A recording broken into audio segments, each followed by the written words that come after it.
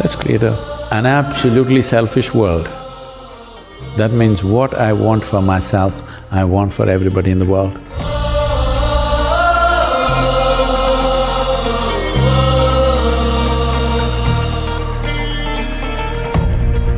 Since the dawn of humanity, we the mortals are obsessed with something during our youth. It's a question, it's a burning question that what is the truth? What is the reality? What is behind the curtain of life? Why are we born? Why do we grow up? Why do we die? Where do we go? And if at the end, if we have to die, then what's the point of all of this hustle and bustle and this jigsaw puzzle of life where you have to go through pain, pleasure, you have to win, you have to lose?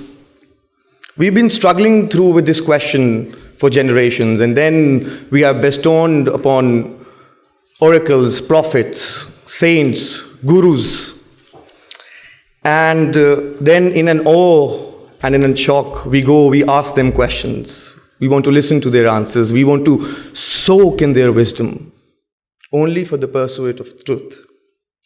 From Buddha to Krishna, from Moses to Muhammad, peace be upon him, we have been exploring, delayering, experiencing truth in different shades. On one hand, we have this quest for the truth which unites us, but on the other hand, it's the answers that divide us into religion, sects, and fractions. And there have been many extraordinary people who've come to this world and who have an access to the window of the unseen. People who've had the opportunity to interact with them have been privileged. And I must say, every single one of you sitting here today is privileged because we have the presence of Sadhguru with us.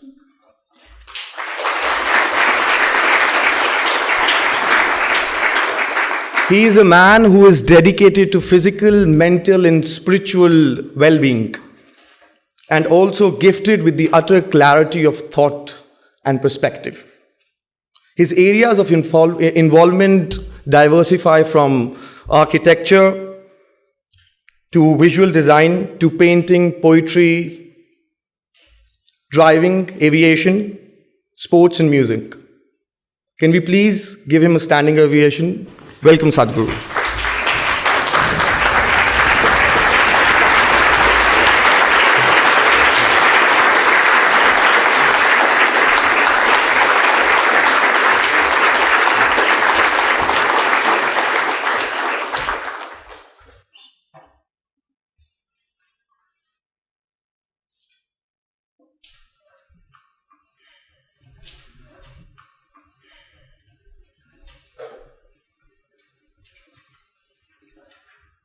Jananam sukadham maranam karuna milanam maduram smaranam karunam kalavashadiha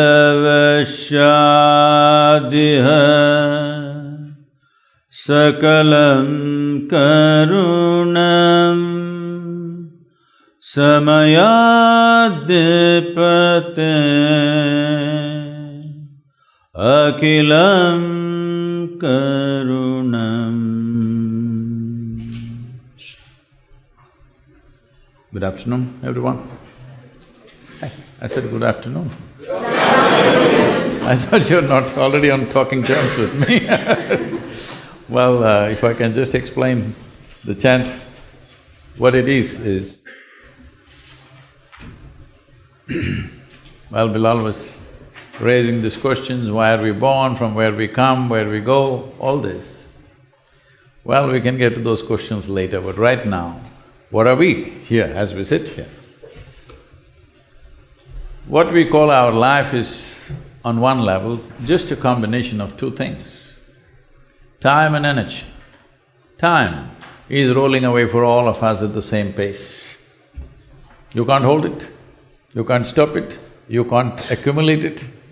You can accumulate wealth, you can accumulate money, you can accumulate knowledge, but time is running away for all of us.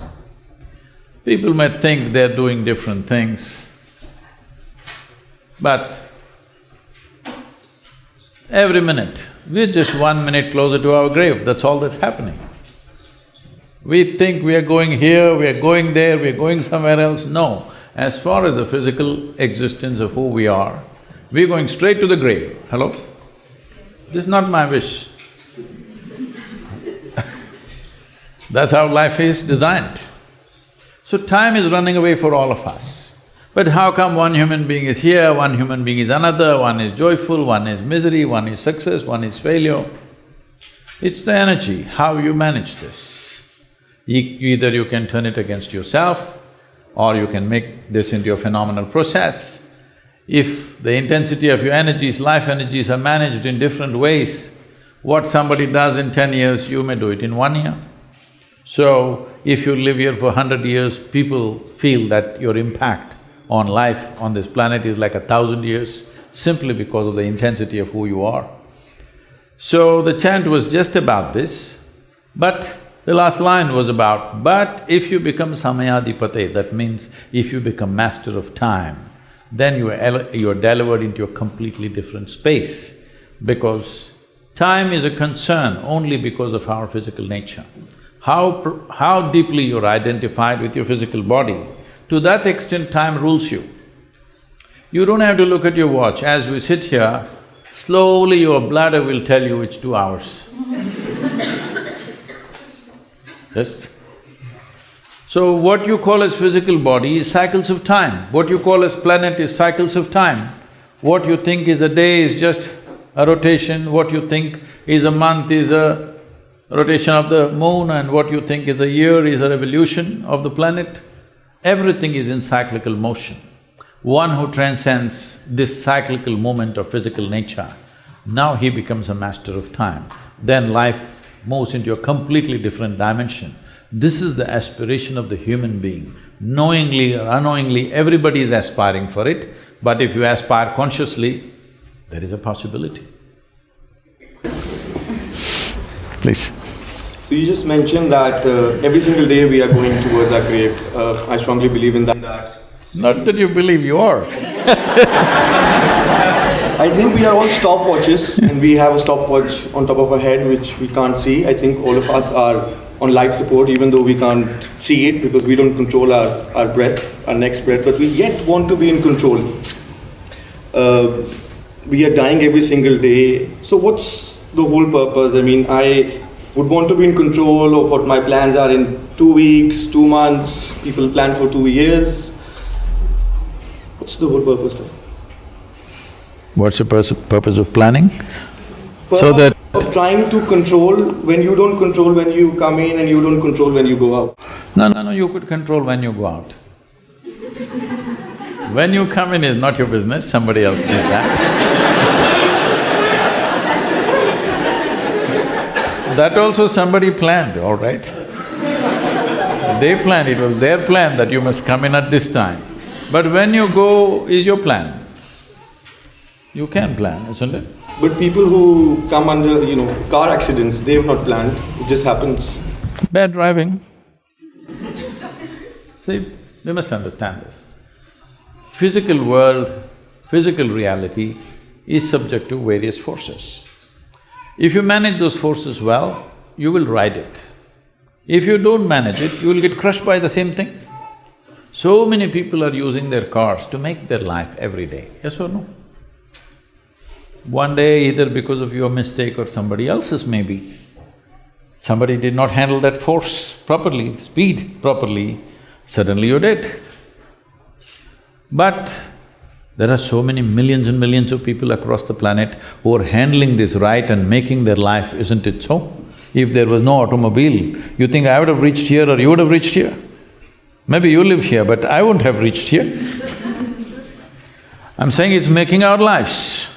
Well, when we don't handle it right, it'll crush us, of course. This is the nature of the world, and it's good it's like that, because if competence is not rewarded, and incompetence is not punished, there would be nothing to live for here.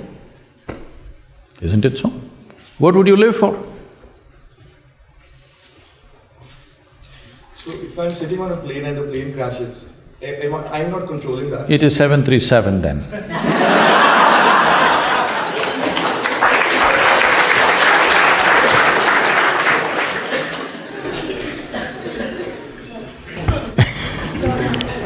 So, Sadhguru, most generally, women do not dare to fight against… Hey, they're fighting all the time, within the house. The place of the fighting, which is where I'm coming. So they do not dare to fight against few corrupt police system and bureaucracy. I come from India, so I'm talking in terms of my country. When logic fails, women like I face threats that malign and question our chastity in the process.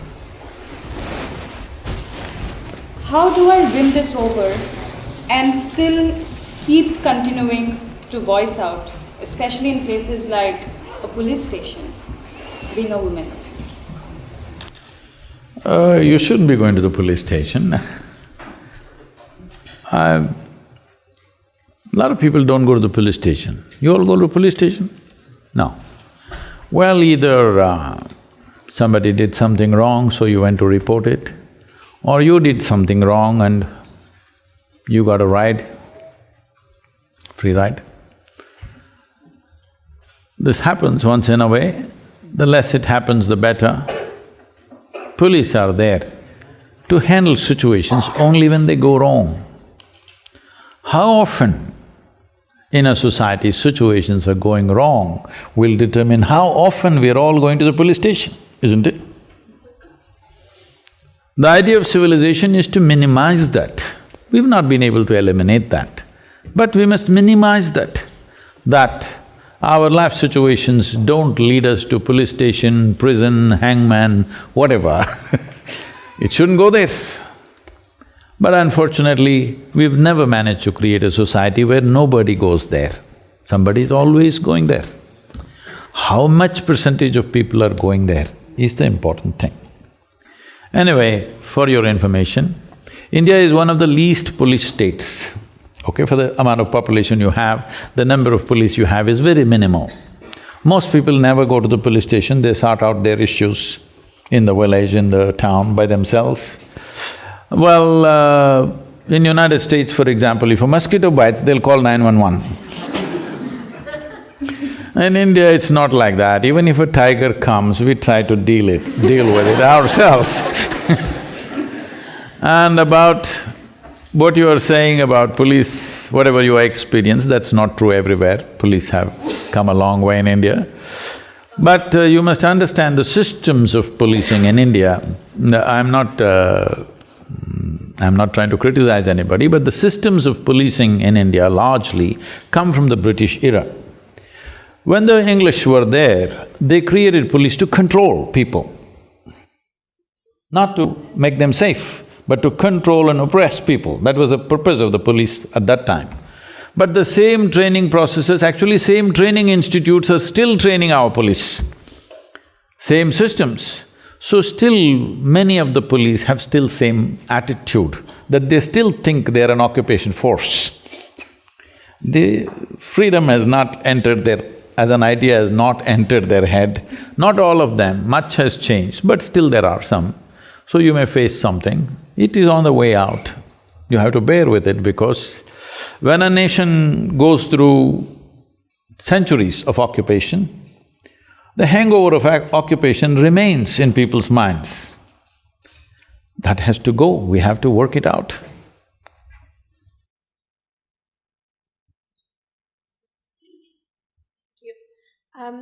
My question is on competition, and as most of the students here would know, LSE has a very intense culture of competition, and a lot of the students who come here have always been at the top of their class, and once they come here, they continue… How can everybody be at the top of their class? What does it mean? They sit there? All different classes. Oh, how can everybody be at the top of their class? Only one person is at the top of the class, isn't it? That's how I understand the top. Yeah, but once they come here, they're not the top anymore because everyone used to be the top, so that kind of disappoints them a bit. Anyway, so once they come here, there is a big culture of competition, and there's a lot of comparison that takes place, whether it's comparing grades, achievements, internships, everything. I myself, for example, am not a very competitive person. I don't really engage in that with others.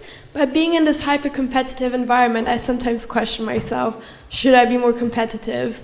So my question for you is, what is the meaning of competition both for individuals and society? And does competition make us grow and evolve, or should we solely focus on ourselves? Those who do not have any sense of their own competence will become competitive because their only pleasure is being one step ahead of somebody else. I am on top of the class, what does it mean? And you say, I have known this. When I was in school, can I tell you a small incident in my school? I went there only when it's really necessary. So, I remember, I don't know, maybe at this level you're not, but in schools maybe it's still there, I don't know the practice. It always was a yellow-colored card. And every month this card is given to you, your report card. And I see some children are strutting around because they are first, second, something. Some are sitting in some corner and crying, they're afraid to go home, I don't know what they got. As far as I was concerned, it was given to me, I just took it and gave it to my father. I never once opened and saw, because I thought this was a transaction between the teacher and my father. I was not going to look into that. And I was quite certain what would be there in it, as far as the numbers are concerned, because it was always 6 zeros. Because I never wrote a single word in the test paper. That was the rule for me.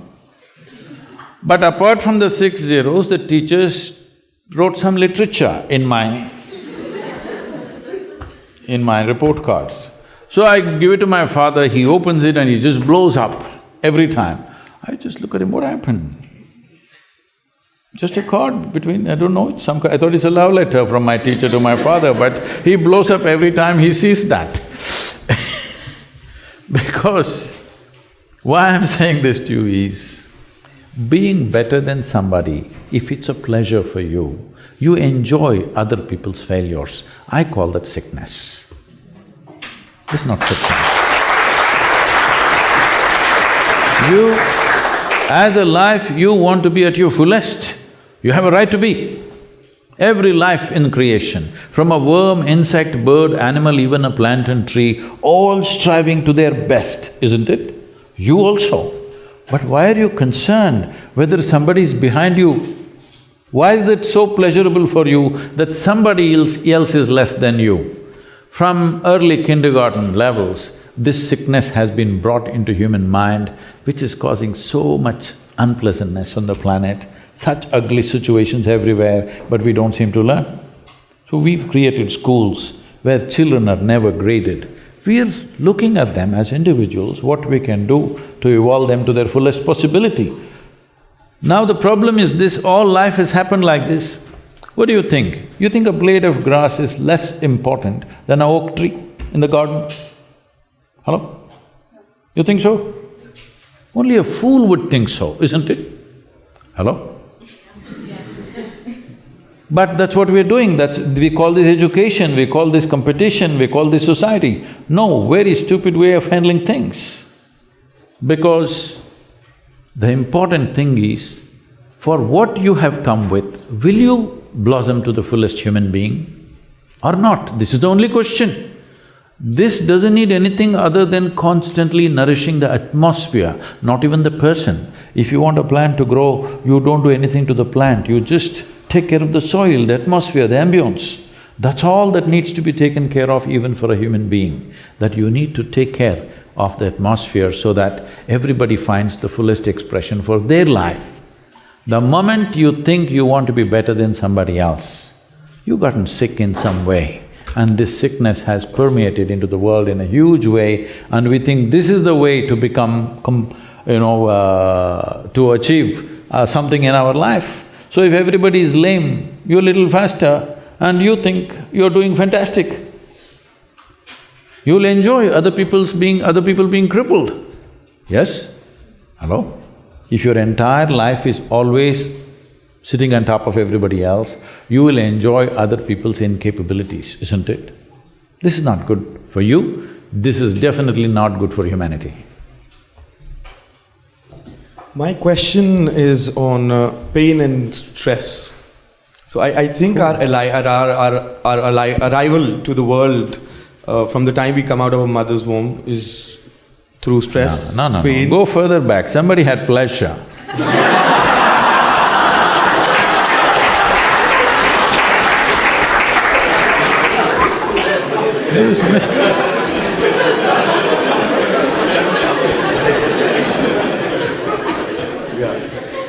And even a mother, when she delivers, in spite of extreme pain in the body, you see mothers are delirious, ecstatic.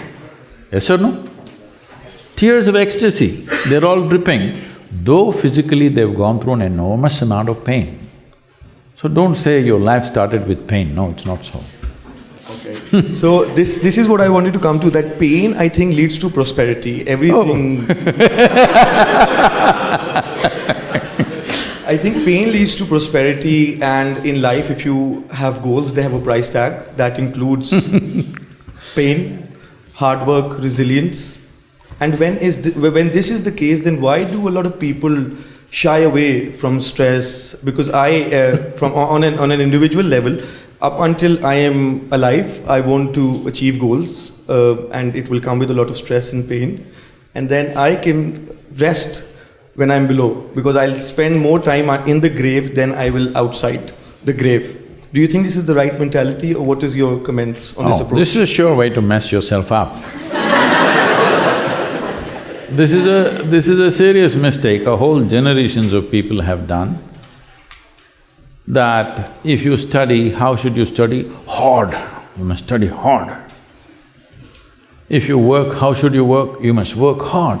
Why didn't they tell you, you must study joyfully? Why didn't they tell you, you must work lovingly? No, you must do everything hard, and then you complain. You complain about everything in life because you're doing everything hard. There is substantial medical and scientific evidence to show you, only when you're in pleasant states of experience does your body and your brain work at their best. Is that important for you to perform any activity in life well, that your body and your brains are working well? Hello? Is it important? Tell me, if you're stressed and anxious, does your body and brains work at their best? Our body can get immune to it, and that is how, like in the gym, when I stress my muscle, it grows when it breaks. So like that, we can also get ourselves immune. No, even if you joyfully run, climb a mountain, play a game, still muscle will get well. Hello? So under stress, it would get better, it would break and then it will build better together. No. See, stress means you're always finding more and more exotic words for this. Somebody says stress, somebody says tension, somebody says anxiety, and goes further, all right? There are many names. There are some 72, 74 different kinds of mental ailments so today that they've identified. Lots of exotic names. Essentially, it's just this: your intelligence has turned against you. Once your intelligence has turned against you, no power in the universe can save you, that's all. If your intelligence was working for you, would you keep this blissful or stressful? Please tell me. You make your choice, I'm going to bless you right now. If your intelligence was functioning for you, what is your choice for yourself? Blissfulness or stressfulness? What you want for your neighbor may be debatable. We are neighbors elsewhere.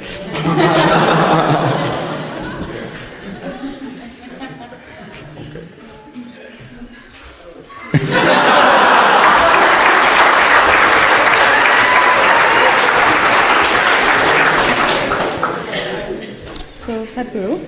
Our mothers have set amazing benchmark. The moment you say mothers, Yeah. they're giving a sound ambience of babies crying. Oh, okay. Perfect. That's the halo effect, I think. Yeah. So they've set quite a big benchmark of being an ideal wife. However, I, or girls of my generation, feel that we cannot be as good as wife as my mother has been, or our mothers have been. So should I feel that I am falling short of in my personal life, or should I feel that I'm not giving enough justice to my marriage once I'm married? How should I feel about this? You know, our center in the United States is in Tennessee. Tennessee is a little one kind of state, okay. Mary Makowski, that's not Romanian, right? Okay. Mary Makowski got married. And after their honeymoon, they came home and she threatened him that she's going to make a dinner all by herself. I'm sorry, she said she'll make dinner for the new husband. And husband came home from work and she served the dinner and he put it in his mouth and slowly he was chewing on it and went into profound thought. Then she was very excited about this dinner and she said, there are only two things my mother taught me how to cook, the meatloaf and the apple pie. Then he looked at her and said, darling, which one is this? So, your mother, your grandmother, how they made good wives? Largely it was believed the way to a man's heart is through his stomach. Today your husband will call Uber Eats and whatever, Quick Picks and this and that and Swiggies and whatever, all right? So, you can't make a good wife based on how your grandmother became a good wife. You can't become a good wife based on how your mother became a good wife. Situations have changed, expectations have changed. It's not in the stomach anymore. For some it's gone up into the head, for some it's gone further south. Yes? So, you don't do that. Essentially, what a husband and wife means is, because you're not geared, most people are not geared, very few people in this world are geared to make this journey of life all by themselves. They're organized enough within themselves totally. They never feel anything missing in their life because they've made themselves like that. But most people need somebody else to lean on. Either emotionally, psychologically, there are needs in a human being, physical needs, psychological needs, emotional needs, maybe social needs, economic needs, variety of needs. To fulfill these needs, you want to find one person that you can depend on. Because it's very difficult even to find one person with whom you can share everything that you have, your body, mind, emotion and works. So this is the idea. Formalizing it is so that every time you get some little friction, you don't fall apart, so little tying up so that things don't fall apart very easily, all right? Nothing else. The biggest mistake humanity made was, they started saying marriages are made in heaven, that's why it's such a mess. What's done here? If you see, marriages are made between us and we took responsibility for who we are, we could have made it work, but the damn thing is made in heaven. Not suitable here, it's because it's alien stuff. Everything is a mess because you think it's made elsewhere by somebody else. If you understand it's made by you for your well-being, to fulfill your needs and your purposes so that you can go through this journey of life with least amount of trouble and friction, then you would handle it more responsibly, isn't it? And according to contemporary needs, not how your grandmother did her marriage, You can't do it that way because expectations and situations have completely altered themselves. So, if you hold somebody who is your friend and who is your need, you must understand. You are in this relationship because you need. Maybe the other person also needs, but that's from their side. As far as you are concerned, you made this relationship because you need it badly, isn't it? If you understand and you're always grateful for this, that somebody is fulfilling all your need, you would handle it well. You wouldn't make a misery out of it. But now you think somebody else needs you, then you'll make a mess out of it. You understand, you need it. Well, the other person also needs to understand he needs it. Now there is a cohesion. If you think, oh, you need me, so I'm going to exploit you.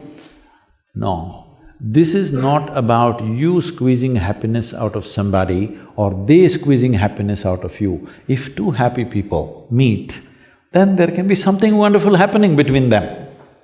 But you are a misery and you think somebody else should be the source of your happiness, well, it'll multiply. Can I quickly add on this, because I think we share the border and the culture.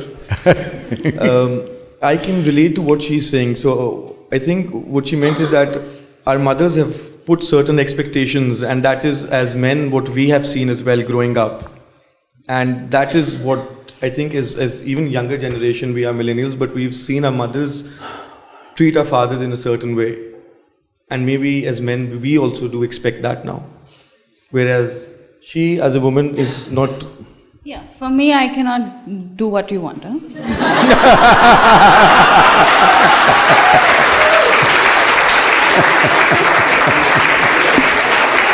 And if my future husband is seeing this… She is from the wrong side of the border.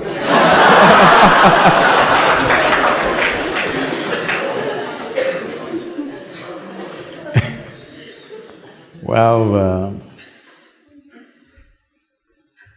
see,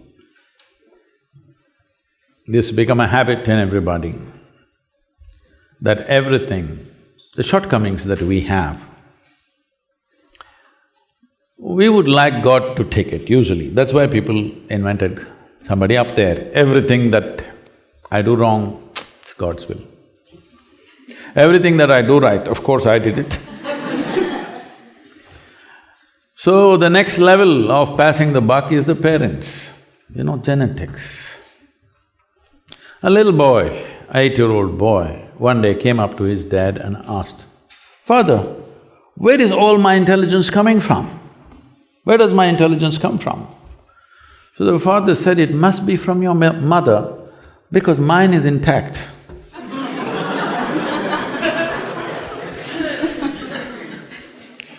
So, everybody wants to pass it somewhere. This is the most fundamental thing.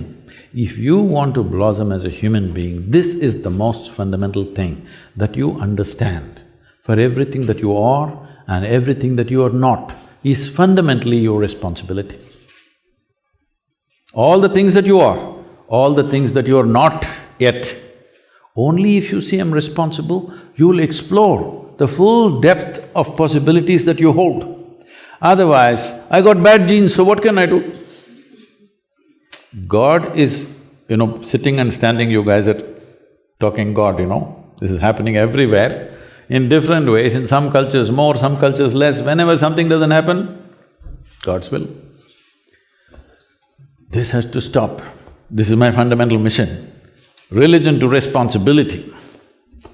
Only when every human being sees, for all the damn things that we are and all the things that we are not, we are responsible, we could become a great society, a great humanity, a great generation of people.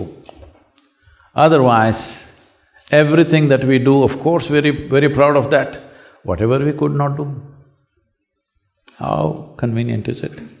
If that is not visible, of course, parents, next level. No, you must understand this. Whatever has come to you, whichever way it's come to you, still what you make out of it is still yours, isn't it? Hello? Whole lot of people, even if you bowl a googly, they hit a sixer, some of them. You know what I'm talking?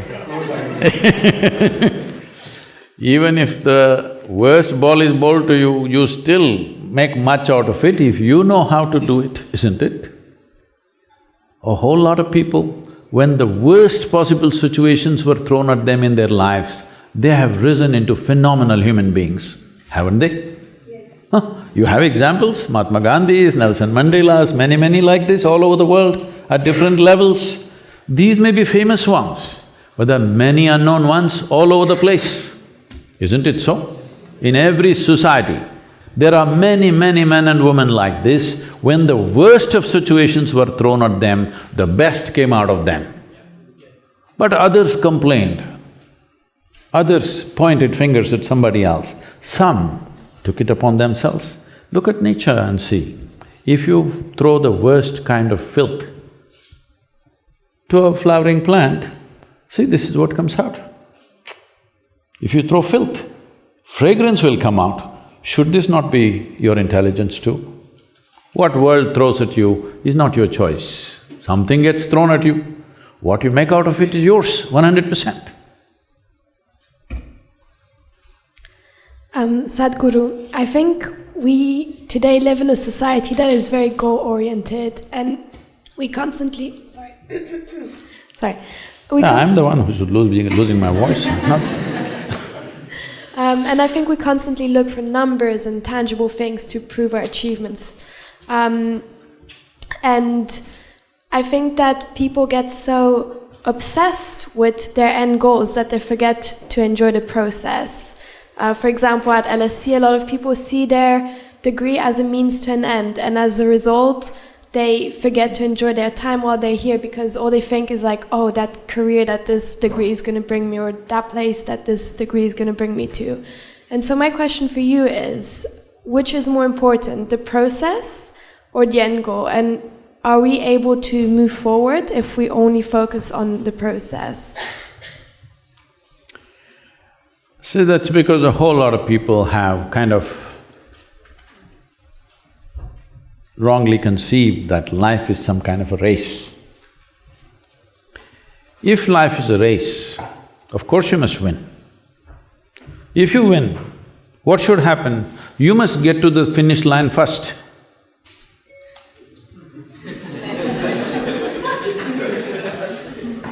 You didn't get that?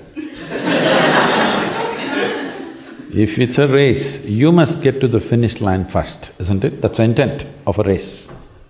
You know what's the finish line? You know what's the finish line? You want to get there soon?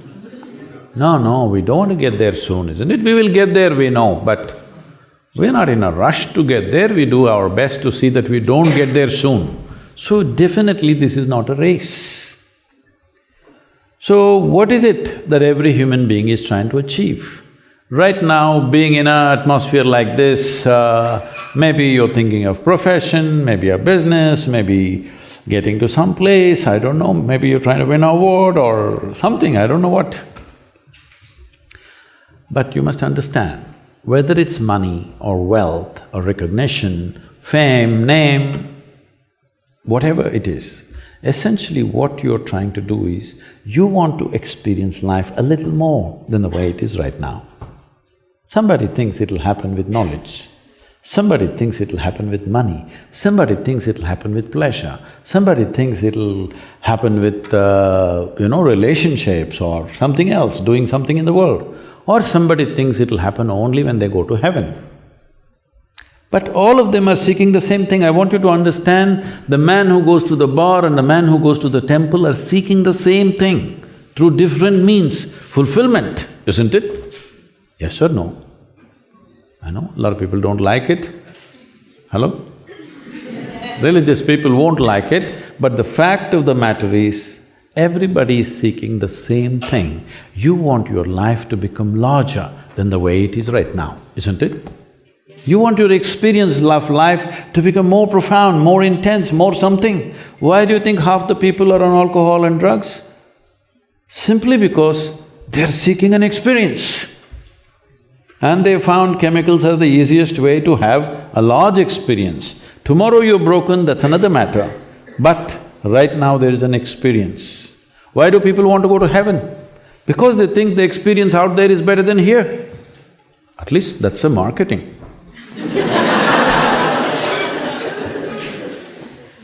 That's what the advertisements say, at least. If it's such a great place, why don't you go today? No. You must be really psyched to want to go today. All others, just play with it to the extent it's comfortable. Just trying to handle heaven, they're just trying to handle their psychological situation with heaven as a fruit up there. Because if you remove it, they'll get fearful, where am I going then? But if you really believe it's a better place, you must be gone today before all these fools get there, isn't it? Hello? Because you want to be on the top of the class. So, we must understand this, that this is not a race. This is not a race. This is not something that you're going to win or lose. See, you don't have to fear about this life. It is not like LSE. You understand? Only if you study to a certain extent, only if you do this project, only if you write this paper, you will pass. It's not like that. Everybody shall pass here. Hello?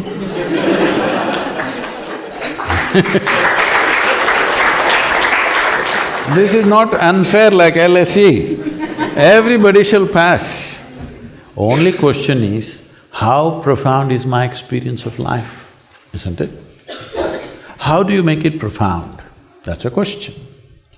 Right now, suppose I'm saying, just for example, suppose you start seeing something more than everybody else is seeing, would your life become somewhat profound compared to others? If you start hearing something more than others are hearing, would it become profound? Yes or no? So essentially, it's enhancement of your perception which makes you profound. So to enhance your perception, you drink, you drug, sexuality, food, this, that, a million things, success, money, destroy the whole damn planet just to make your experience little more profound. I'm saying all human experience, misery or joy, agony or ecstasy, anything or anything, everything comes from within you. Is it so? Hello? Yes. The stimuli may be from outside, but both pain and pleasure comes from within you, isn't it? If you just take charge of the fundamental process of what generates experience within you, the seat of your experience, if you sit there consciously, you can create any experience you want. Look at my eyes, I'm always stoned. Yeah. Never touched a substance, but always like this only. People wonder, how is it Sadhguru, 18-20 hours a day, non-stop, 7 days of the week you're going on, you don't go crazy, how is it? Because I'm stoned all the time. Nothing seems to bother. Stoned on what? Please tell me. Is this human mechanism the most sophisticated and complex chemical factory on the planet? Is it? If you were a great manager of things, would you create very pleasurable chemistry or a messy chemistry? Because you decided you want to make it hard. If you were a good manager of things, would you make a pleasurable, enjoyable, ecstatic chemistry, or would you make miserable chemistry for yourself? What would you do? Pleasurable, but… Ecstatic. Yeah, Yes. but the world wouldn't agree to that. The world would throw its own… Why should the world agree? Huh? Yeah. I'm blissed out. They don't agree, that's their problem. No, like, the world will still throw its struggles and They challenges. do, of course they do. Especially if the world is throwing things at you, is it not all the more important that you're blissed out? Hello? Of course. Especially the world has not necessarily by intention, they've become like that. Simply. Not necessarily because they hate you, simply people are throwing things at each other all the time. Especially when you're living in a world like that, is it not very important? If the outside situation is not conducive, you keep yourself absolutely conducive for life. Is this not very important? But most people do not even know how to sit here peacefully. Forget about ecstasy in their life, they've never seen that. You have to pump some chemical into them for them to know some sense of blissfulness, otherwise they don't know that. I'll tell you. Can I tell you a situation? Of course. I was supposed to speak at Tel Aviv. I'm flying out of Atlanta. I'm to land there in the morning, mid-morning and speak at 6:30 in the evening. But due to some flight delays and stuff, and I land at 6 o'clock in the evening. So I'm traveling an American airline, nothing edible on the plane. So I'm famished, I'm super hungry.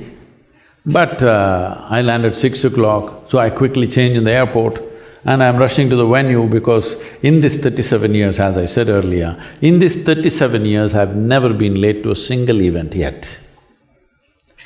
So, though sometimes in a day I'm in 2 different countries, in 3 different cities, things like this, still I have not been late. This will take a lot of work because I don't want people who come on time to feel like idiots, isn't it? People who come on time must be honored. People who come late must be made to feel like idiots. But right now in most of the events, people who come on time are the idiots, people who come late are the important people. Isn't it so? Unfortunately, social situations have become like this. So I'm rushing to the venue, and when I land at the venue, to my amazement, this doesn't happen at all to me, I am speaking at a fine restaurant. When you're this hungry, just the place to go.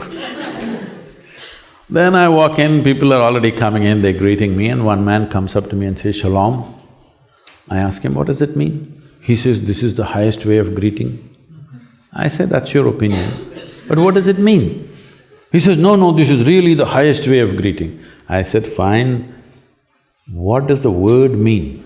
He said, "It means peace." Then I say, "Why is peace the highest way of greeting unless you're born in Middle East?" In South India, if you come in the morning and say, "Peace," I'll say, "What's wrong with you?"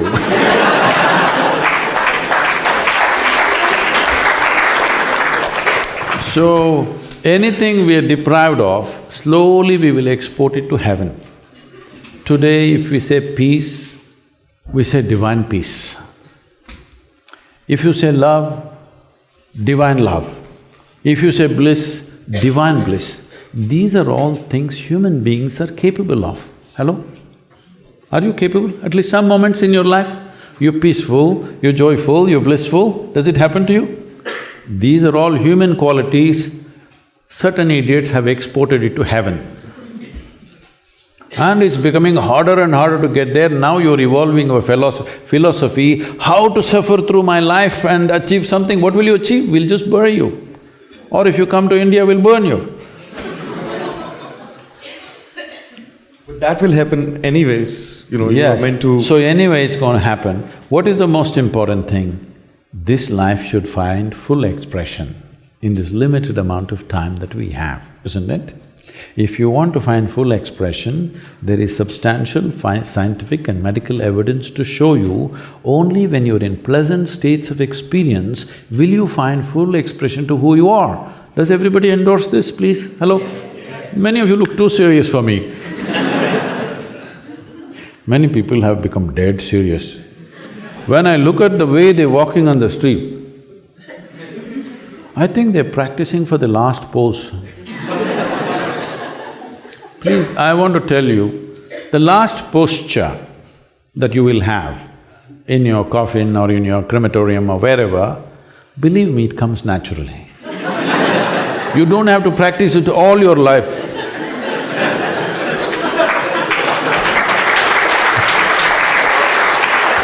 Grave. You know what the word grave means? Grave means you're practicing for the grave. No, you don't have to practice. Here you have to practice how to be alive. Death will come. It's life which can happen inefficiently. Death is always super efficient, isn't it so? Have you ever seen death happening inefficiently? Have you? So you don't have to practice it all your life. Life happens inefficiently. Whichever way we do it, there is a better way to do it. Huh? Whichever way you do it, still there is a better way to do it with life, isn't it? Death you can't do any better, you don't have to strive, it will happen perfectly, believe me. It doesn't need you. My question is, everyone's looking for happiness. Do you think that it is achievable? Because I believe happiness is a goal. It's a temporary feeling, it goes away. Some people do drugs, buy bags, buy material things, but it is temporary. You're not even looking at me.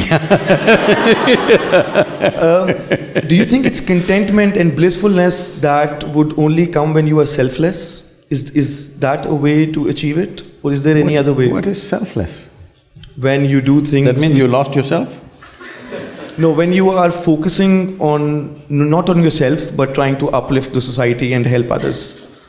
Which society will you uplift? Your society, isn't it? That is also self, isn't it? No, not just my society, the entire world. Well, it's your world, isn't it? That is also self. But you have a choice, like you can… If you make a choice, that is self, isn't it? True. See, all kinds of bombastic words have been thrown around like this. Become selfless. That means what? Without a self? Is it possible? Is your intention and the No. See, I would say just be greedy, okay? You're in LSC. Yes, be absolutely greedy. Right now you're very stingy with your greed. Only you want to be well. Suppose you got married, you and your wife want to be well. You got children, you and your children want to be well, your family wants to be well. Why don't you say, I want all life to be well? Be absolutely greedy about what you want. You want this, isn't it? Every human being wants this or no? You want to be well? Why don't you expand your greed a little bit? Why are you so conjuice? Those of you who don't understand, not from Indian background, conjuice means actually cum juice, that means no juice in you. You're lifeless.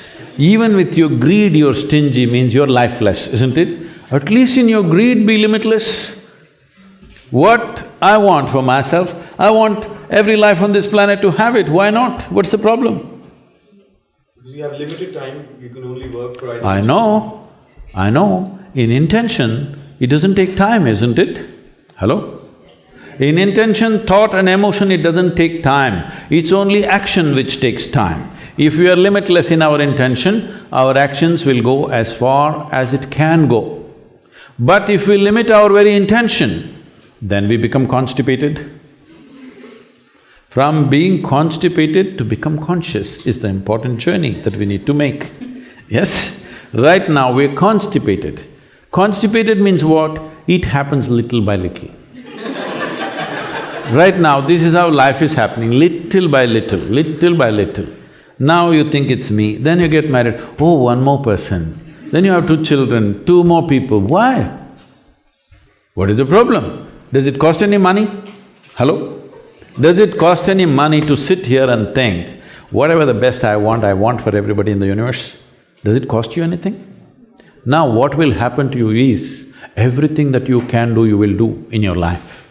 In your life, if you do not do what you cannot do, it's not a problem. But if you do not do what you can do, you're a disaster. I'm just telling you, don't become a disaster by limiting your intent.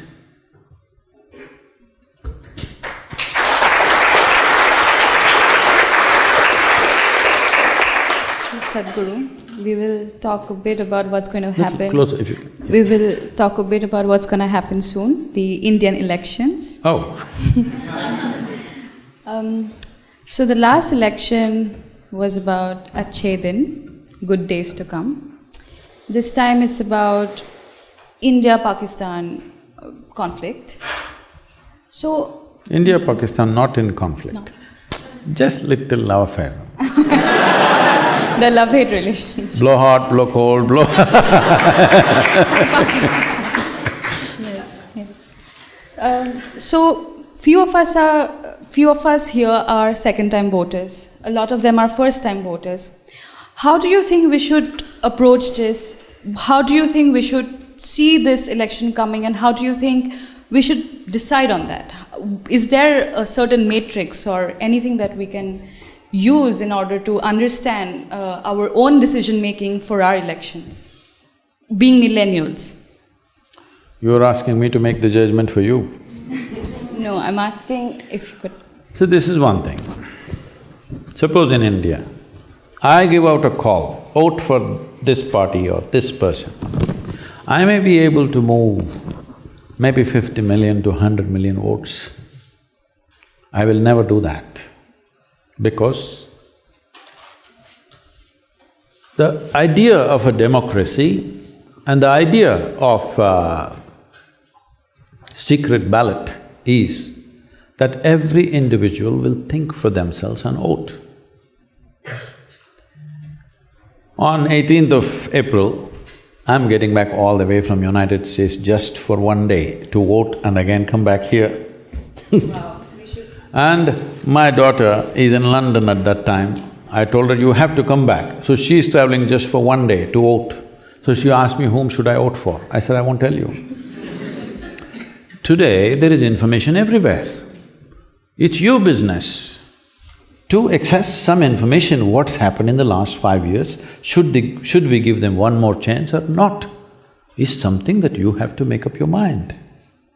That is the beauty of democracy, that even somebody who may be just 18 years old, who's not done anything else in their life yet, even they can decide the future of the nation, isn't it?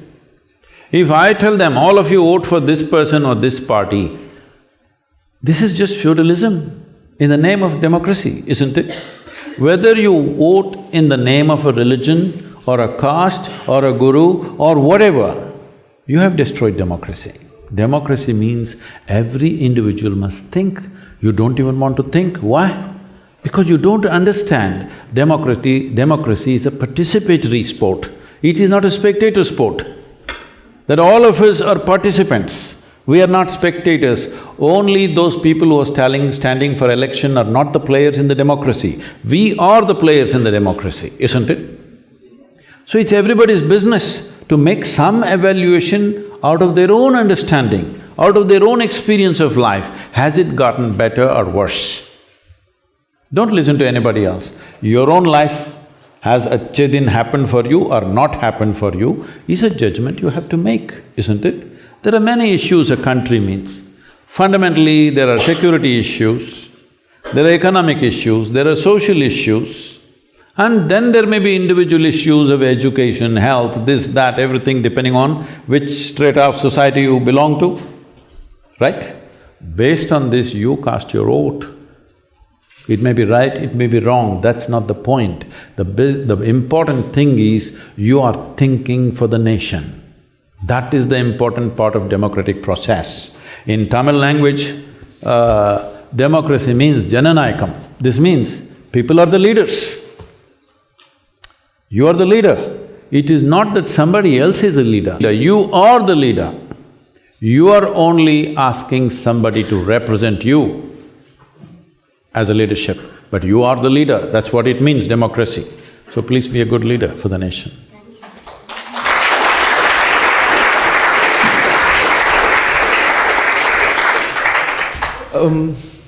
As a Pakistani who's studying with Indians here, and we live in harmony. Yeah, outside that region, they do wonderfully well together. Of course.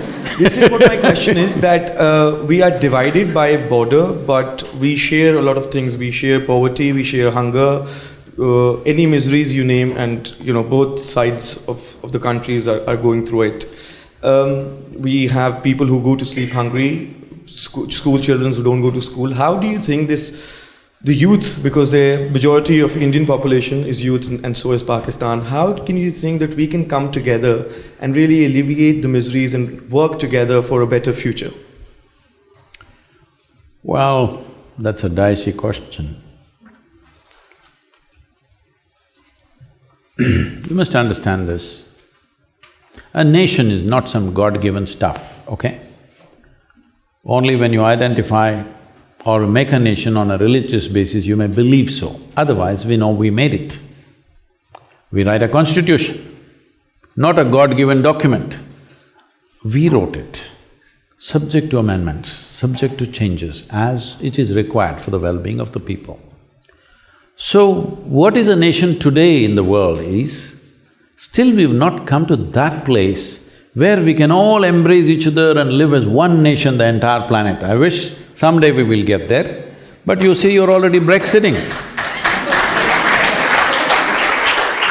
See, what Europe has done in the last 15–20 years is a truly phenomenal, fantastic achievement. After World War I, World War II, nobody ever thought the Germans and the French and the Italians and the English could come together. Nobody imagined. Could you have imagined this in 1945? I'm asking you. No.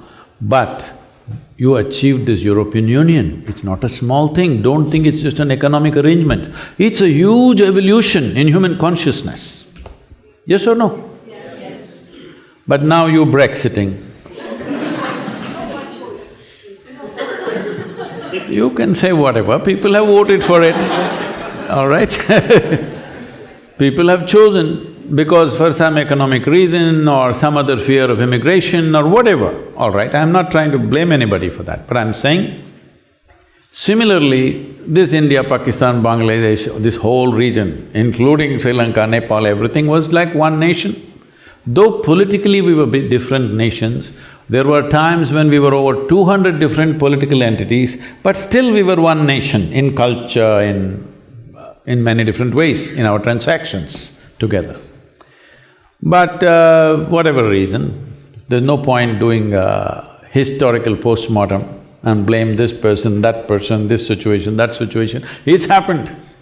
Somebody drew lines without considering the geography of the land, simply across rivers, across villages, across mountains, simply somebody drew lines, the kind of lines that you cannot defend, the kind of lines that needs constant engagement to keep it safe between the two nations. And above all, see, one thing that we need to bring, if young people, all of you, if you are interested in the future of this world, we've still not come to that place where people can just live out of their consciousness, living their religion, their heaven and stuff and all that.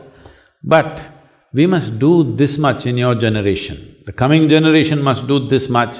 Religion should be a personal pursuit for people. Those who wish to, they pursue personally their own stuff. But this ambitious way of approaching that, my religion should conquer the world, must go. This is one achievement you must do in the next 25 years, otherwise with the kind of technological advancements we have, we will have a massive disaster on this planet, isn't it? The days of the sword are over. The days of the sword are over. Now if we continue with the same attitude, we will have a supermassive disaster which will not benefit anybody for that matter, okay? Will not benefit the planet, will not benefit any creature on this planet, everybody will be hurt because of this. I'm saying, one thing all of you are getting educated in premier institutions, one thing you must carry home, wherever you go, whatever religious background you come from, make everybody understand, your religion is your personal pursuit, do whatever you want, all right? You look up, you look down, you look whichever way you want, it's up to you, all right? Don't tell me where to look. Yes? Don't tell me where to look. Don't force somebody else that this is the way or that is the way. If this one thing goes away, India, Pakistan will settle because culturally there's so much engagement, okay? I would say there was a South Asia conference in Dubai which I recently attended, but just at that time there was a terror attack in India and we had to insist that all Pakistanis drop out of the conference and it happened, unfortunately. I was looking forward to that engagement, But they had to drop out because this thing happened. What this is looking for is, we are all pushing for this, that South Asia region, which means India, Pakistan, Nepal, Sri Lanka, Afghanistan, Bhutan, Myanmar, these geographically one thing. We're looking at something like EU. Politically you can still be different, you can do whatever damn religion you want, but economically, if we come together, we were the most prosperous part of the world at one time. That is because we operated as one at that time in many different ways. But today, there is no way, everybody is trapped in their own little boundaries. So this is one thing we should push for. If you want to push for this, the most important thing is religion becomes just purely a personal pursuit, never a national goal or a global goal. It is actually a global goal right now. It should just be personal pursuit, never a global goal. If you do this one thing, India, Pakistan, all these nations and many other nations coming together will become a reality.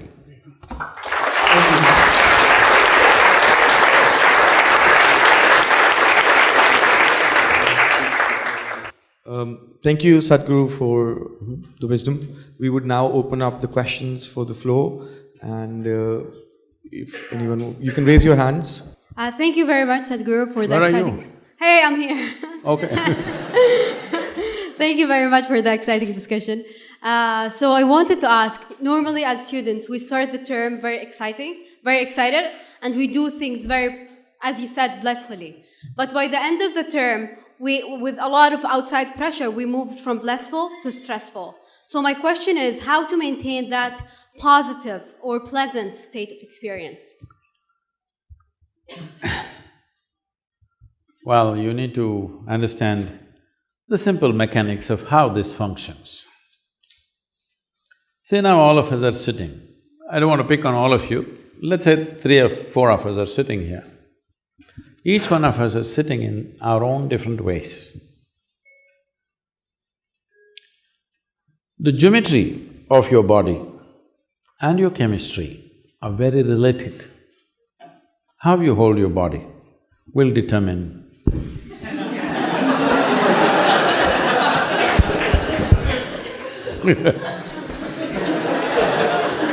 I'm a quick learner. This also. No.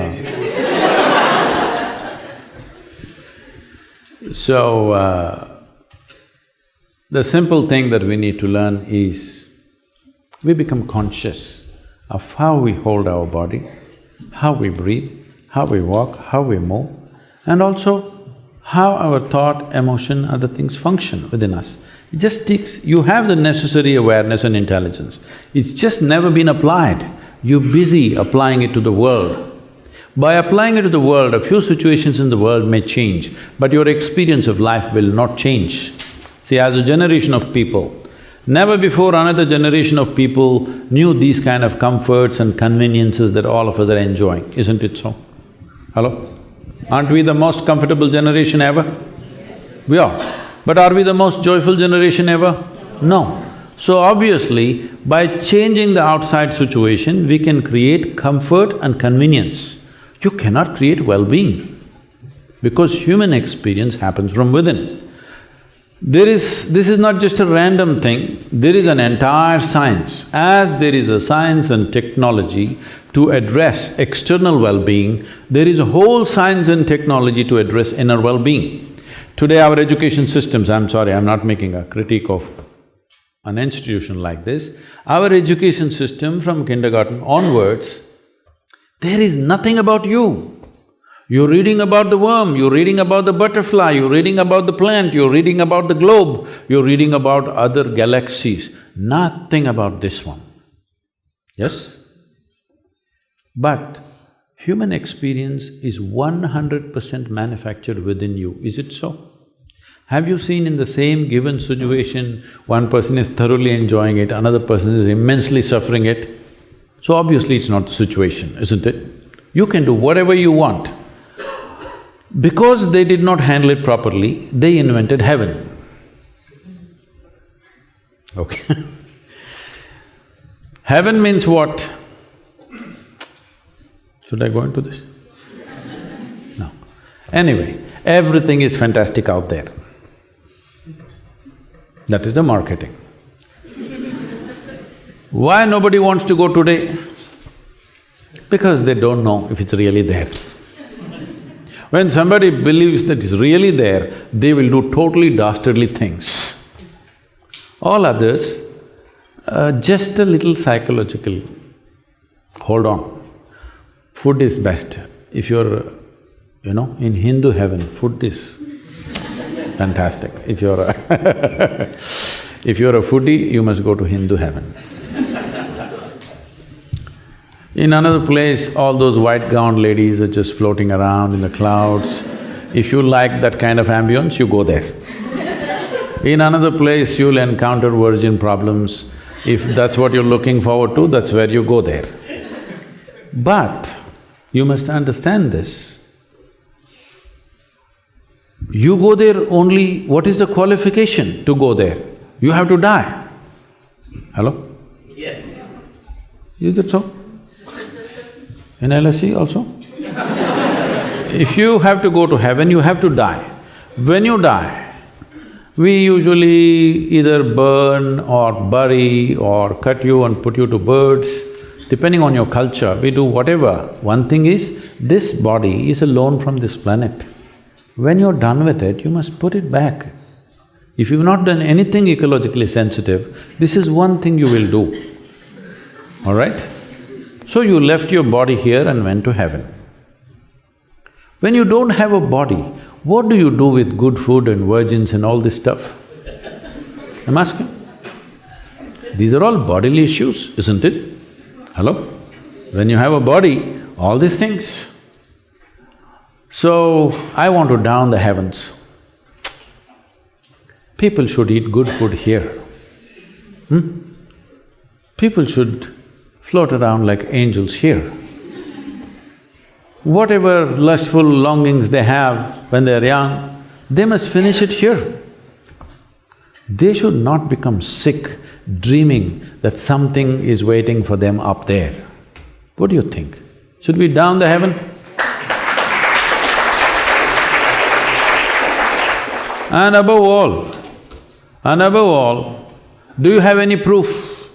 Do you have any proof to prove to me that you're not already in heaven and making a mess out of it? Do you have any proof? You're already in heaven making a terrible mess out of it. If you sort yourself out, you will see this will feel like heaven. Of all the planets we know, in whatever explorations we have done in this universe, this is the best place. Do you agree with me? Yes. You're already in heaven. Why are you such a mess? You need to sort this out. The only reason why you're such a mess is you're not fixed like other creatures. For all the other creatures, nature put two lines between which they live and die. But for human beings, there's only bottom line, there's no top line, that's what they're suffering. If you're suffering your limitations, I can understand. You're suffering your freedom, that is what is the disaster right now. If you were fixed like every creature, you wouldn't be stressed, isn't it? All other creatures are like this, stomach full, life settled. But you are made like this, stomach empty, only one problem, stomach full, 100 problems. This is simply because you are not able to handle your own faculties. We gave you a supercomputer, but you did not read the user's manual. That's all your problem is. Thank you. Namaskaram, Sadhguru. I would request you to please guide us more on the issue of whole interpretation of religion. As you said, that it has to be a personal matter. Religion as a concept, you've mentioned before, it was a new concept for India and its surrounding places earlier. But people drew lines on those religious and social cultural aspects as well, and which eventually led to conflicts. So how do you see inner engineering, yoga, as the way of resolving that conflicts and turning towards the inner self and breaking the barriers of religion? Well, you want a prediction or you want a plan? Those who are incapable of making a plan and executing that plan always look forward to predictions. What prediction means is, you just hope it will happen. You are not willing to lend your life to make it happen. That's why I'm telling you, all of you young people should strive towards it. Of course, people will deride you, somebody wants to kill you. I have never abused anybody, but people want to kill me, death threats keep coming. What for? Simply because you ask questions for which they have no answers.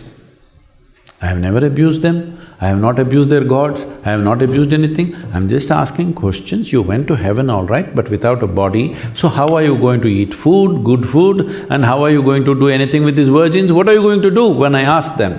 Why are they feeling so insulted? So this is one way, for a long time it's been like this, for a couple of thousand years. One way to handle questions is kill the questioner. It's been an effective way till now, but no more.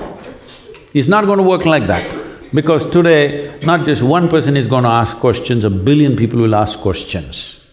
Yes? Once you raise a question, the whole world knows this is a question and everybody will ask the question. There was a time where only one person raised a question in a village or a town and you killed him and the question was over. Those days are over. So this is why you don't have to abuse anybody. But you must ask relevant questions, isn't it? Hello? Daring, relevant questions. Whatever matters in our lives, should we not ask questions at least, even if you don't have answers? You don't have to abuse anybody, you don't have to deride anybody, but you must ask questions, because if you ask 3 intelligent questions, 90% of the scriptures on the planet and all the 3 heavens will collapse right now. With your blessing, I've started my journey. One question I'd like to share, that we meet people we meant to meet, or is it a destiny, luck or fate? Have you just fallen in love or something? Huh? No, because I don't want to disturb the romance.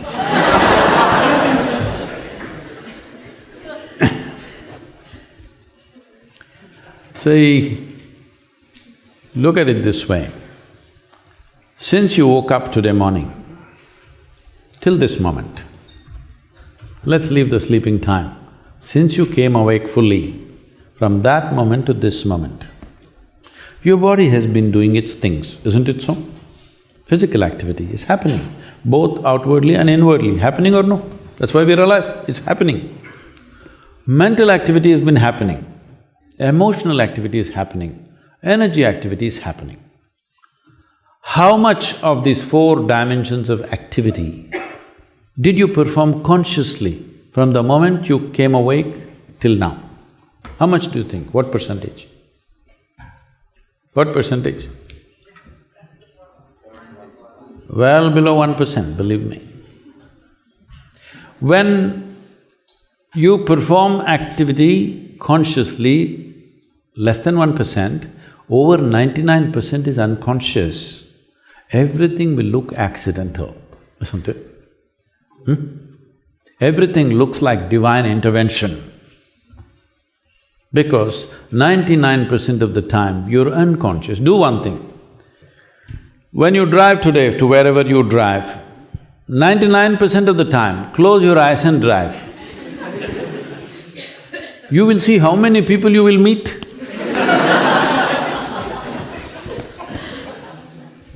But if you drive with your eyes open, fully conscious, you're not going to meet anybody like this with a bang.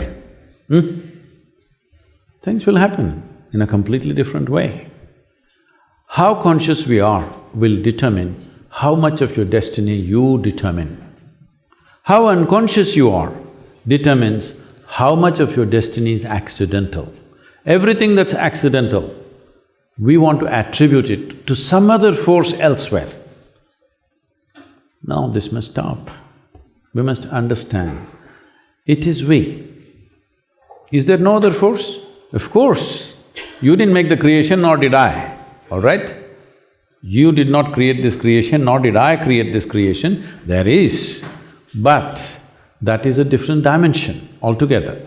And what is happening with you right now is entirely your making. From where you come from in India, is the only culture on the planet which constantly told you, your life is your karma.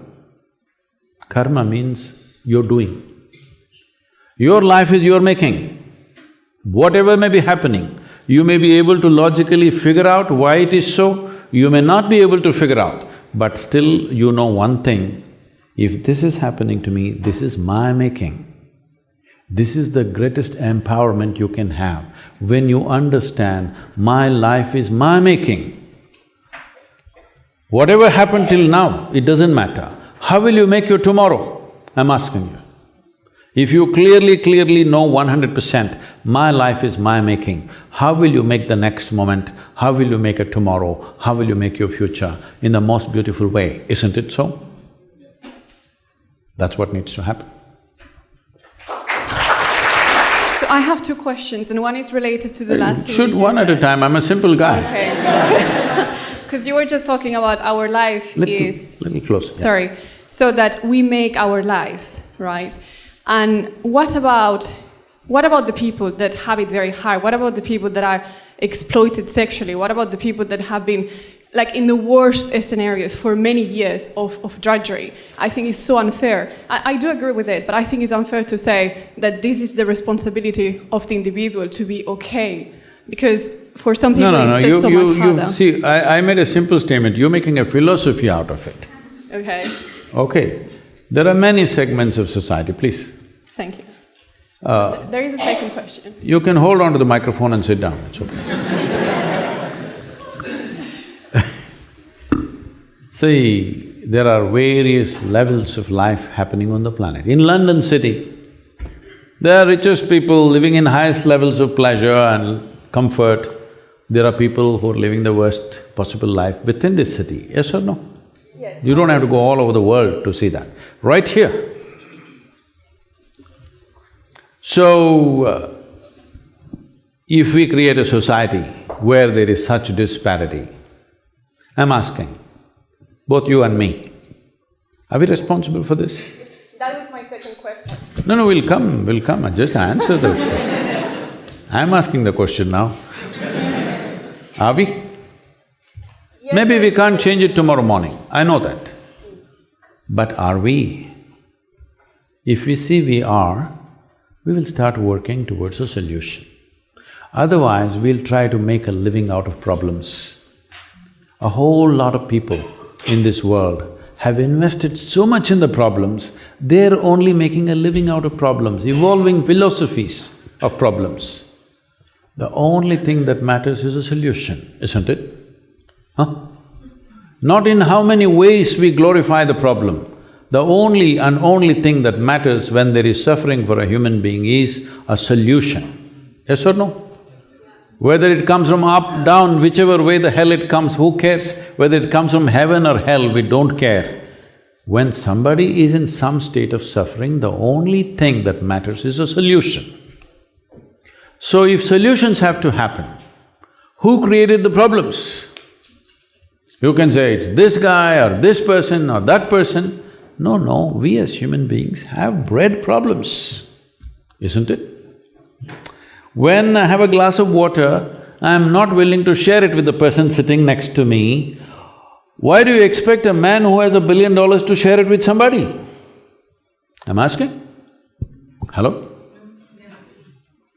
When you are not willing to share the little things that you have a philosophy, why are the rich people not sharing it with the poor people? They will not. Because your argument is, but I don't have enough. But even they don't have enough. They may have $100 billion, but they don't have enough, that's what you need to understand. This is the nature of human being. You may think they have too much, but they don't have enough. As you don't have enough, nobody has enough in this world. Yes or no? Yes. Only thing is just this, that's why I told you, your service, sacrifice, selflessness, all these things, these are all con jobs. That's why I told you, at least what is the worst in you? Your greed. Expand your greed towards everybody's well-being. We can work towards it. Will all the problems go away tomorrow morning? No, we can only work towards it, isn't it? If all of us work towards it, will it go away? Hello? If every one of us really strive towards it, will it go away? Yes, it will, isn't it? Will it or will it not? It will. But till now, the problem has always been about how to get all the human beings on one page. There are different nations, there are different races, there are different religions, skin color, this nonsense, that nonsense, every kind, all right? For the first time, for the very first time in the history of humanity, two things have happened. One thing is, our survival is better organized than ever before. There is enough resource, technology, for every problem we have a solution at hand. And for the first time, we can sit here in this room and speak to the entire world. Never before this was possible. See, many people have come, he mentioned names, Rama, Krishna, Buddha, Jesus, this one, that one, all kinds of people. When they spoke, hardly 10 people heard. Yes or no? This is the first time you can sit here and speak to the entire world. When such a privilege is there, is it not your and my responsibility to say the right things? Right things to put all human beings on one page? Hello? If we do this, because never before this was possible, now it is possible. As a generation, will we make it possible, or we just a whine generation pointing fingers at each other and we will die like this? This is the choice we have. This is the reason why I'm going from university to university, though I avoided every damn university when I was your age. Now I'm going to university because this is an opportunity which is for the first time in the history of humanity, that if we want to change something, we can, because we have the resource, we have the technology, we have the capability, and we can share this with the entire world. Never this was possible. Please, let's make it happen.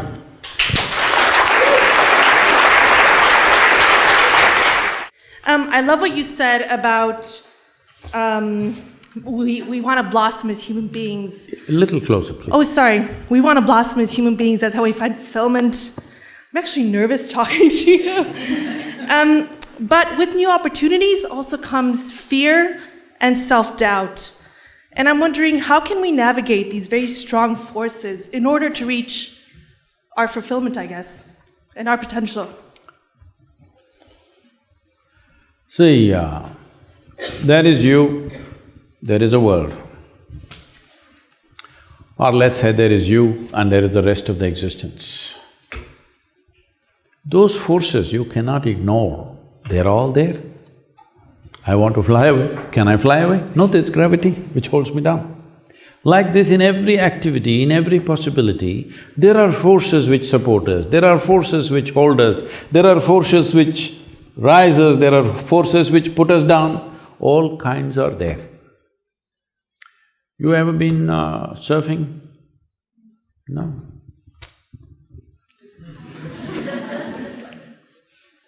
Okay, if you go either windsurfing or hang gliding or ocean surfing,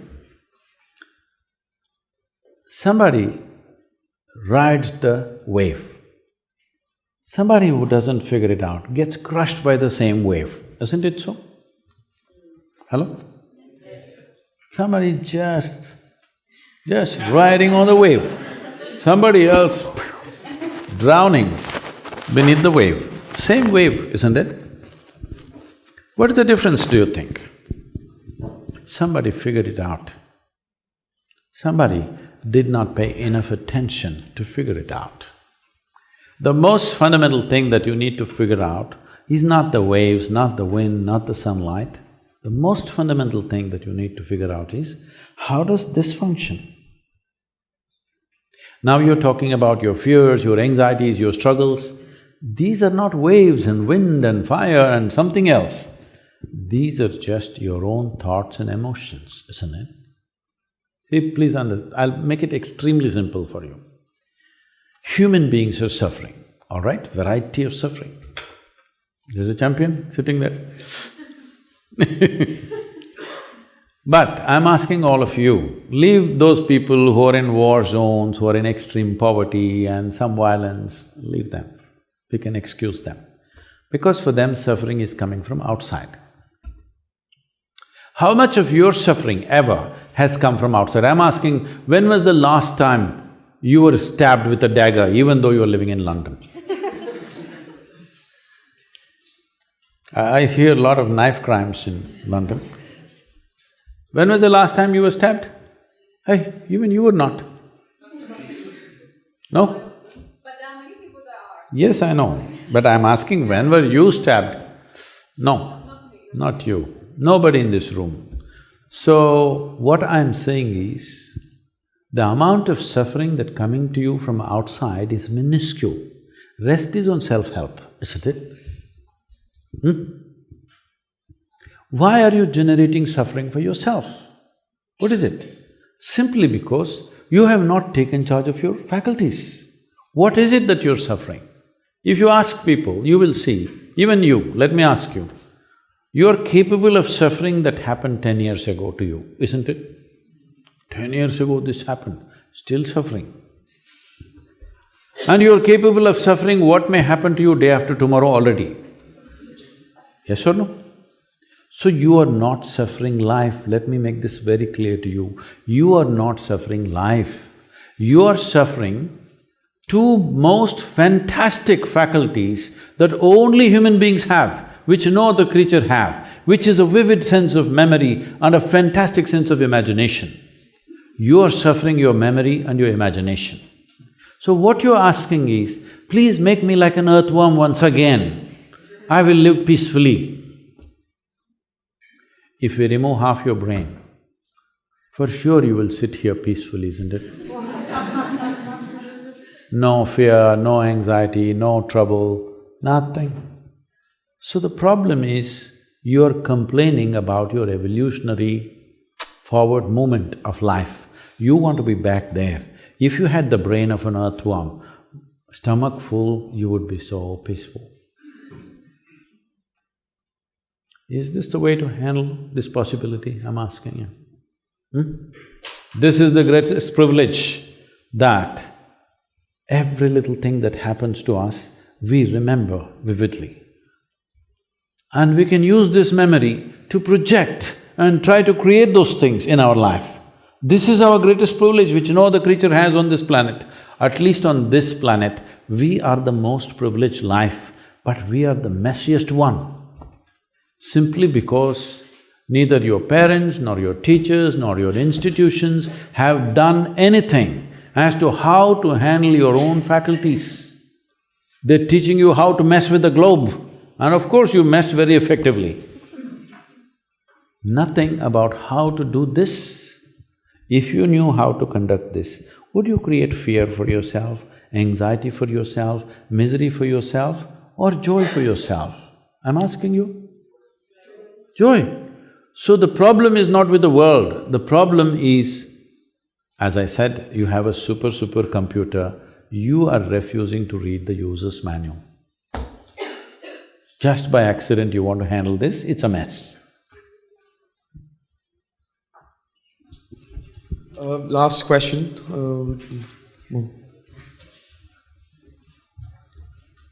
Hi, thank you very much. I'm extremely impressed, and I have a request, one request and one question. First, I will put forward my request. So, we want to be the lucky ones who are in the same room to experience the vibe and aura that Ranveer Singh did when you danced with him. So, would you do that for us here in LSC? Guys, I want you to clap if you're up for it.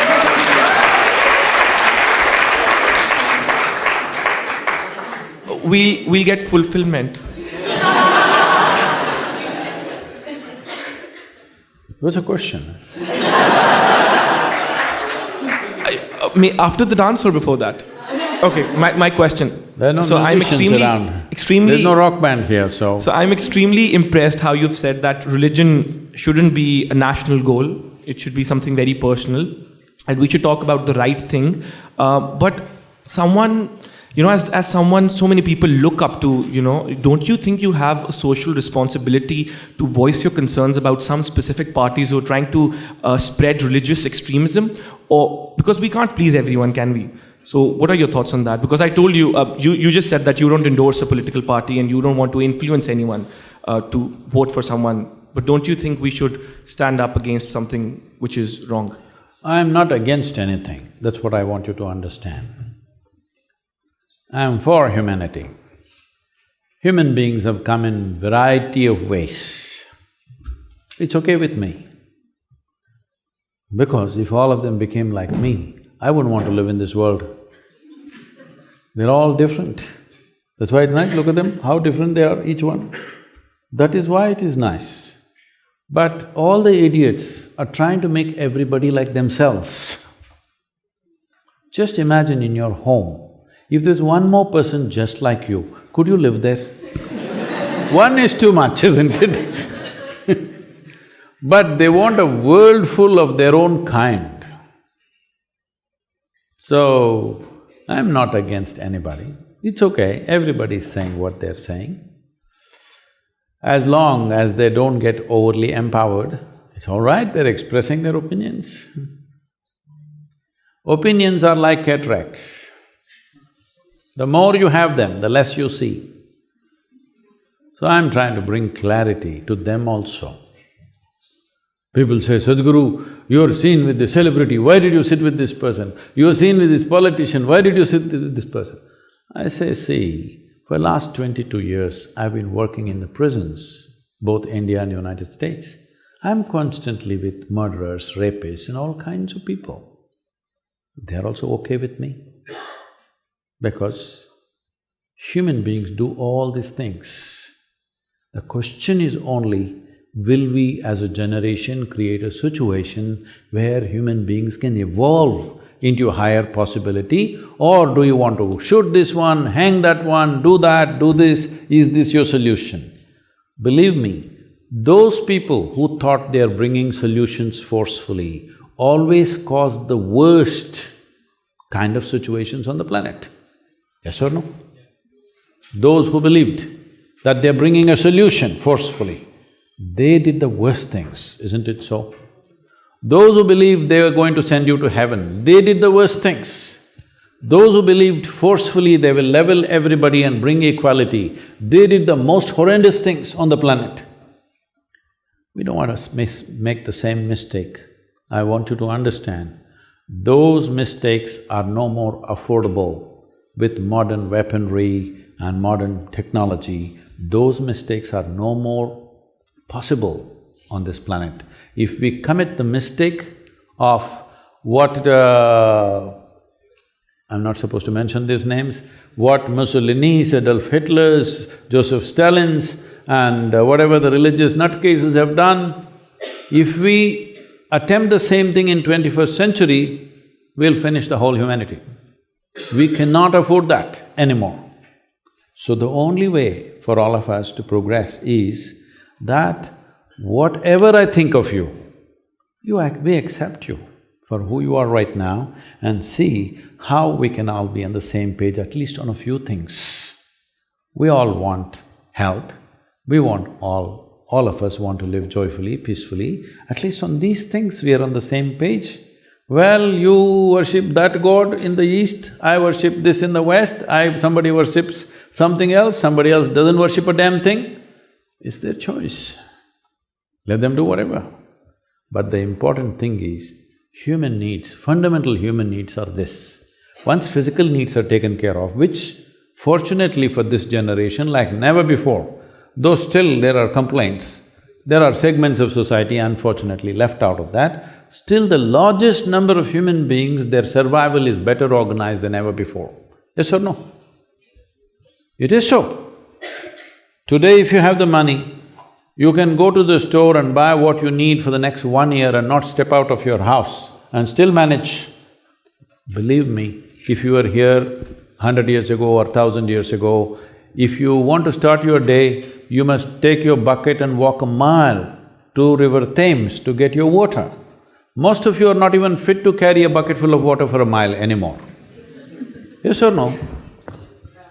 So survival is better organized than ever before. Forever we've had problems of food, water, shelter, clothing. For the first time, all of you have 5 times more clothing than what your grandparents had. Yes or no? Huh? All of you have 5 times more clothing than what your grandparents had. You are also eating… Right now, how to eat less is the big deal. This is the first generation which has to be worried about how much to eat. Always every generation of people, when they sat down for a meal, they stuffed as much as they could into themselves because there was so much physical activity to do. If you see the last generations of people, how they ate, when they sat down for a meal, they would sit like this. In India they'll sit on the floor, they'll eat and it's full, and they'll eat little more and little more and little more because there is so much to do physically. If you don't eat like that, you'll run out of gas.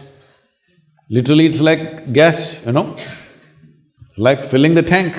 You want to fill as much as you can. This is the first generation which has to be conscious of how much to consume because otherwise you'll become like a balloon because you're not doing anything. So everything is better organized than ever before. Survival is better than ever before. This is the time to transform human consciousness. To transform or to raise human consciousness, we are doing various levels of activity.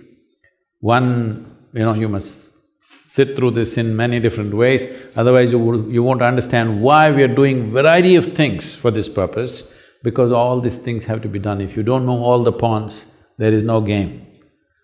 I want all of you to participate in whichever way you can to raise human consciousness, either by yourself or seek our help. We're doing many things across the world, please be a part of it. The important thing is, all human beings, if their focus is towards their well-being and everybody's well-being, irrespective of who they are. He's a bad neighbor for me, but I want him to be well. All right? This is important. I don't have to say, no, you're a fantastic neighbor, you're not, but I want you well. No, I'm not making a national commentary, please do not understand. Whether he's from Pakistan or from Kerala, it means the same thing. I'm saying, see, I don't have to say fantastic things about you. Yes, you're a bad neighbor, but I want you well, because I know if you are well, you will be fine with me. When you're not well, you will try to infect me with the same thing. It's very important, everybody around you are well if you want to be well, isn't it so? This is why I'm saying, be absolutely selfish. It is just that, why selfishness and greed also you're stingy? Why in that also you're stingy? At least in that you can be generous, you can't give away things, all right? At least be absolutely selfish, no? What I want for myself, I want for everybody. Let's create an absolutely selfish world. That means what I want for myself, I want for everybody in the world. Let's make it happen. Thank you.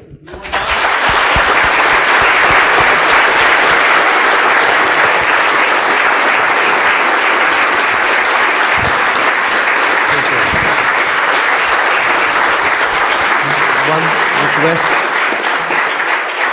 I saw you were beating your foot like this. No, I was just testing if it can hold me, but… So would you like to entertain the request? There's no music here, please. Okay, that's fine, that's fine. Thank you thank you very much, Sadhguru. Thank you.